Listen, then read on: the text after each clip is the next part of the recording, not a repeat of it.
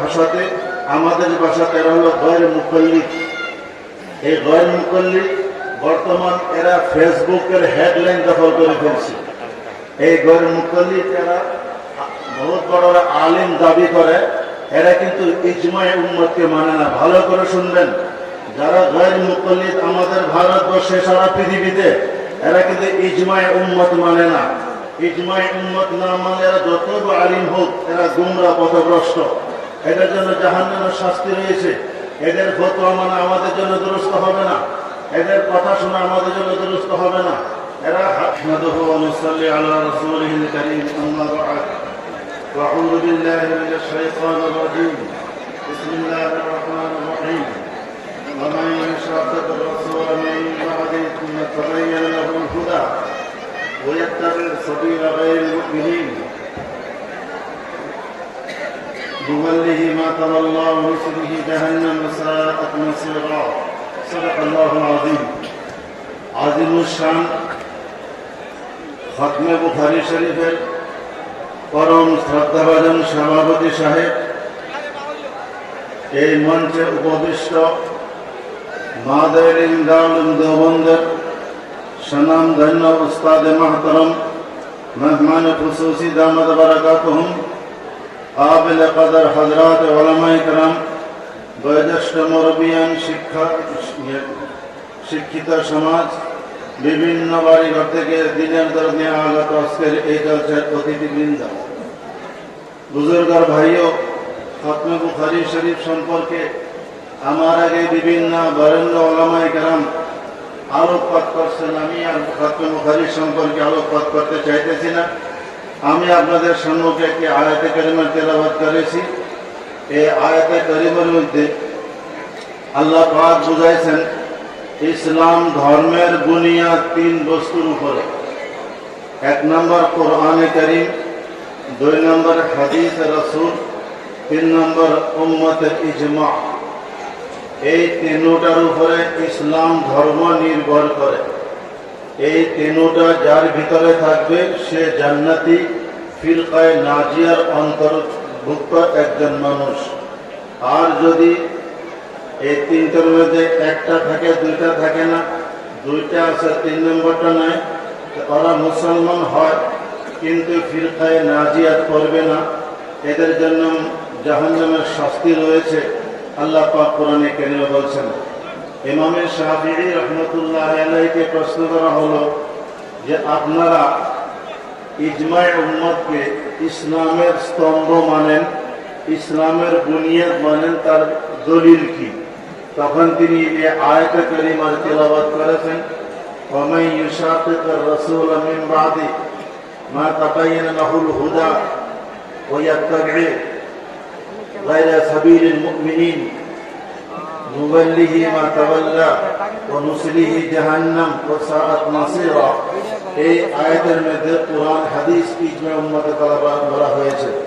বুজুর্গের ভাইও, বর্তমান সারা পৃথিবীর ভিতরে পাকিস্তান, খাস করে আসামের কিছু জায়গাতে আছে, এরা একমাত্র কোরআনকে ইসলামের বুনিয়াদ হিসেবে মানে, আগে হাদিসকে ইসলামের বুনিয়াদ মানে না এবং ইজমায়ে উম্মতকে মানে না। ওরা নিজের নাম দিয়েছে আহলুল কোরআন, কিন্তু মুহাদ্দিসিনের ভাষাতে এদেরকে মুনকিরিনে হাদিস বলা হয়। এই দল মানুষের সঙ্গে আমি নিজেই তর্ক বিতর্ক করেছি। এরা কোরআনকে ইসলামের বুনিয়াদ মানে, হাদিসকে মানে না। এরা কিন্তু ফিরকায়ে নাজিয়ার মধ্যে নয়, এদের জন্য জাহান্নামের শাস্তি রয়েছে। দ্বিতীয় নম্বর, আমাদের দেশে আরেক দল আছে, এরা জুব্বা কুব্বা আছে, দাড়ি আছে, বড় বড় আল্লামা ফাখামা আছে, ওলামা হাফিজ কারি বহুত কিছু। এরা আপনার কোরআনকে ইসলামের বুনিয়াদ মানে আর হাদিসকেও ইসলামের বুনিয়াদ মানে। তবে এরা হাদিসকে দুই প্রকার করে ফেলছে, একটা সহিহ হাদিস আর একটা যায়ীফ হাদিস। সহিহ হাদিসকে ইসলামের বুনিয়াদ মানে, যায়ীফ হাদিসকে ইসলামের বুনিয়াদ মানে না। এরা নিজের নাম দিয়েছে আহলুল হাদিস, এরা দরাসলতে আহলুল হাদিস না। এরা মুহাদ্দিসিন কেরামের ভাষাতে, আমাদের ভাষাতে এরা হলো গয়র মুকাল্লিদ। এই গয়র মুকাল্লিদ বর্তমান এরা ফেসবুকের হেডলাইন দখল করে ফেলছে। এই গৈর মুকল্লিদ এরা বহুত বড় বড় আলিম দাবি করে, এরা কিন্তু ইজমায়ে উম্মতকে মানে না। ভালো করে শুনবেন, যারা গৈর মুকল্লিদ আমাদের ভারতবর্ষে সারা পৃথিবীতে, এরা কিন্তু ইজমায়ে উম্মত মানে না। ইজমায়ে উম্মত না মানে এরা যত আলিম হোক, এরা গুমরা পথভ্রষ্ট। এদের জন্য জাহান্নামের শাস্তি রয়েছে। এদের ফতোয়া মানা আমাদের জন্য দুরুস্ত হবে না, এদের কথা শোনা আমাদের জন্য দুরুস্ত হবে না। এরা নিজেরা হাদিসকে দুই ভাগ করেছে, এক নম্বর সহিহ হাদিস আর দুই নম্বর যঈফ হাদিস। যঈফ হাদিস, সহিহ হাদিসকে এরা সহিহ হাদিস, ওদের মতে যেগুলি হাদিস হবে এগুলি সহিহ হবে, আর তাদের মতে যেগুলি যঈফ এগুলি যঈফ হবে। এরা ইজমায়ে উম্মতকে মানে না। আর কোরআনে কারীম বলছে যারা ইজমায়ে উম্মতকে না মানে এরা পথভ্রষ্ট দল।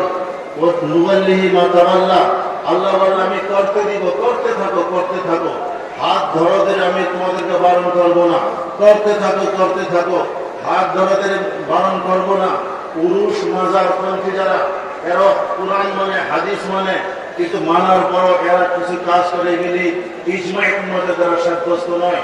আল্লাহ বলেন নুওয়াল্লিহি মা তাওয়াল্লা, করতে থাকো, আমি হাত ধরে বাধা দেব না, কিন্তু মনে রাখবে দুনিয়াত করে চলবে, পরকালে নুসরিহি জাহান্নাম, জাহান্নামে আমি তোমাদেরকে দাখিল করে দিব, জাহান্নামে ঢুকাইয়া দিব। আর জাহান্নাম সাআত মাসীরা, খুব খারাপ জায়গা। এই জন্য শ্রদ্ধা জনসাধারণ, খাস করে ওলামায়ে কেরাম যেহেতু মজলিসে বহু, এই জন্য বেশি ইলমি কথাই বলছি। বর্তমান আমাদের আসাম তথা ভারতের, খাস করে বাংলাদেশের মোবাইলের হেডলাইন দখল করছে আপনার গৈর মুকল্লিদরা। এই এরা একজন আছে, তার নাম বলে সে চ্যালেঞ্জ করেছে যে 1 তালাক 2 তালাক 3 তালাক স্বামী দেওয়ার পর যতক্ষণ পর্যন্ত এই মেয়েটা তাহারতে থাকবে, দ্বিতীয় মাসিক বিমার না পাবে, দৈনিক 2 লক্ষ তালাক দিলেও তালাক হবে না, 1 তালাকই হবে। আসলে চ্যালেঞ্জ করেছে যদি কোনো আলেম আছে তার সঙ্গে মোকাবিলা করার জন্য। বুজুর্গর ভাইও, এরা ইজমা মানে না, আবু হানিফা মানে না, ইমাম শাফি, মালিক, হাম্বলি কিছুই মানে না, সাহাবায়ে কেরামের ইজমা মানে না। এই জন্য আমাদের দেশে গৈর মুকল্লিদ রয়েছে, এরা সাহাবায়ে কেরামের ইজমা মানে না। ঠিক তেমনি ভাবে আরেকটা ফিরকা আছে, দল আছে, সেই দল হলো মওদুদি দল। আবুল আলা মওদুদি উনি দারুল দেওবন্দের মাসলাকের মানুষ ছিল। মুফতি কিফায়াতুল্লাহ রাহমাতুল্লাহ আলাইহির কাছে সে লেখাপড়া করেছে, শাগির্দ ছিল। আল জমিয়ত ডেইলির বহু বছর এডিটর ছিল। কিন্তু ভারত স্বাধীনতার বেলিকা সে একটা দল গঠন করছে জামাত ইসলামীর নামে। এই দলের কানুন সাব্যস্ত করেছে, আমার দলের সদস্য ভর্তি হবে ওই ব্যক্তি যে ব্যক্তি শুধুমাত্র আল্লাহকে মানে, রসুলকে মানে, হাদিস কোরআন মানে, আগে কিচ্ছু না, ইজমায়ে উম্মত মানে না। ওনাকে প্রশ্ন করা হলো ইজমায়ে উম্মত সম্পর্কে আপনার কি রায়? নিশ্চুপ আজকের দিন পর্যন্ত জামাতে ইসলামের লোকেরা ইজমা মানে না মানে না কিছুই বলে না। তারা মুখে বলে না, কিন্তু কাজে করবে জামাত ইসলামী আপনার ইজমা মানে না। এই জন্য হযরত মুফতি সৈয়দ আহমদ পালনপুরি রহমতুল্লাহ আলাইহি আমাদের দর্শে ভালো করে বলছেন যে জামাতে ইসলামের মানুষ এমন, যেমন একটা মানুষ চলে পাও দিয়া, এর উল্টা করে দিলে মাথা তলে যাবে, পাও উপরে হয়ে যাবে। জামাতে ইসলামের সম্পর্ক ইসলামের সঙ্গে উল্টা। এই জন্য আজকে যে সমস্ত ছাত্ররা আলিম হয়ে যেতেছেন, ফারিগ হয়ে যেতেছেন, আপনাদের দায়িত্ব রয়েছে বর্তমান সমাজের সমাজ সংস্কার করা, সমাজকে সংস্কার করা।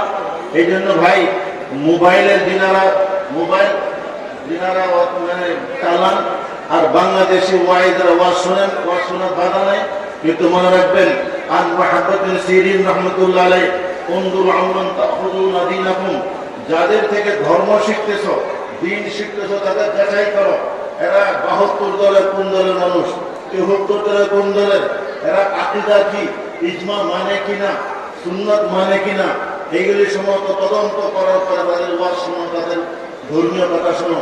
আজকে মোবাইলের মধ্যে কে যে সারে হতো, তার মাও নাই, বাপও নাই, উস্তাদও নাই, শাগির্দ নাই।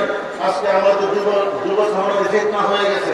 এই কয়েকদিন আগে একজন ভালো উচ্চ শিক্ষিত মাস্টার তার পরিবারকে 3 তালাক দিয়েছে।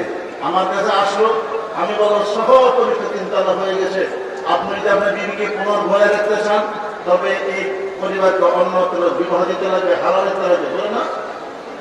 ইউসুফ বিন আব্দুর রাজ্জাককে দেখেন, এবারে চ্যালেঞ্জ করেছে যে কোন স্বামী যদি 1 তালাক 2 তালাক 3 তালাক তার পরিবারকে দেয়, 1 তালাক সাব্যস্ত হবে। পরবর্তী এই মেয়েটা মাসিক বেতন না পাওয়া পর্যন্ত দৈনিক 2 লক্ষ তালাক দিল, 1 তালাকই হবে। এখন ধরুন আজকে তার স্বামী তালাক দিল 3 তালাক, এরপর মাসিক ব্যবহার করলে 15 দিন পরে ডেইলি 2 লাখ তালাকের 30 লক্ষ তালাক হবে। 30 লক্ষ তালাক দেওয়ার পরে এরা বলে 1 তালাক। এরা ইজমা মানে না, সাহাবায়ে কেরামের ইজমা মানে না। এই জন্য আমাদের দেশের গায়র মুকাল্লিদ এরা কিন্তু গুমরাহ ফিরকা, পথভ্রষ্ট ফিরকা, এইগুলি সমাজকে বুঝাইতে লাগবে, বুঝাবে ওলামায়ে কেরাম। এই জন্য ফারিগিন হাজরাতের খিদমতে আমরা আরো সমস্ত ওলামায়ে কেরামের খিদমতে আরো বর্তমান জামাতে ইসলামী বা গায়র মুকাল্লিদরা আমাদের সরল মানুষকে ভ্রান্ত ধারণা দিচ্ছে আর বিপদে পরিচালিত করছে ফেসবুকের দ্বারা। এই জন্য আমাদের ওলামায়ে কেরাম ওয়াজ মজলিসে, নিজ নিজ মহল্লা, বিভিন্ন জনসভায়, ধর্মীয় সভায় এগুলি সংস্কার করতে লাগে। আমি যাই হোক এই সংক্ষিপ্তভাবে কিছু মশওয়ারা পরামর্শমূলক কিছু কথা রেখে আমি আমার বক্তব্য এখানে শেষ করলাম। ওয়া আখিরু দাওয়ানা আলহামদুলিল্লাহি রাব্বিল আলামিন।